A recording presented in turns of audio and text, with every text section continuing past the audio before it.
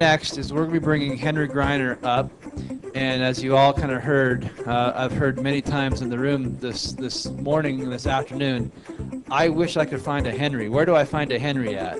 And so somebody could be real smart and go like, where is Henry.com, or kind of make up a website for virtual assistants and trend it off Henry's name and traffic.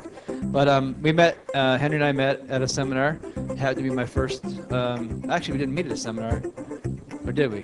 No, it was at the zoo. We met at the zoo. Yeah. I was in the cage. Literally at the zoo. And then, anyway, he'll tell the story a little bit. But Henry and I have become really good friends and business partners, and he does a lot of things for me to help my business so that I can work less and make more money. And he's going to come up and teach you guys right now today the basics of internet technology. This is going to be a technology workshop. So some of you who get fearful of when you start talking tech, he's going to break it all down so it's really easy for you to understand and everyone else.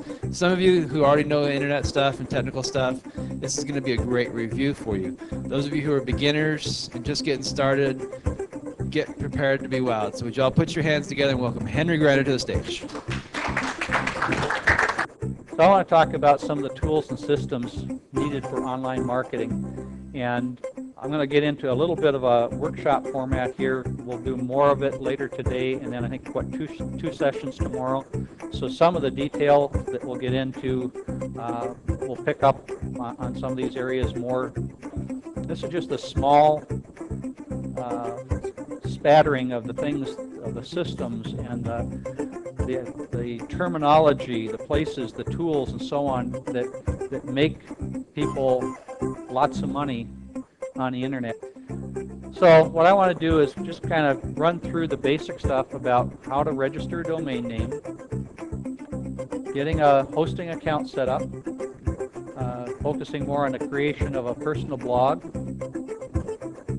setting up PayPal, set up autoresponder, and the creation and how you work with the opt-in page or name squeeze pages as they're referred to. And I'm just going to get some of these, I'm just going to kind of go through quickly, and what I wanted to do is just hit on these briefly. There's a lot of ways, again, that people make money on the internet.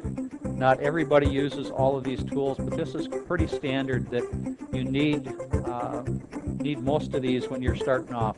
So I want to talk about registering a domain name. I had a conversation with somebody on the phone a couple weeks ago about domain names and hosting and so on. And that can get kind of confusing for people who are new to this, because you need a domain name, and most places these days you'll get a domain name and the hosting service together. But they are not all the time together. I mean, you can get a domain name and just let it sit and there's no website to go to. I was talking with this person, I said, well, what's your domain name? And I'm typing it in and it doesn't come up.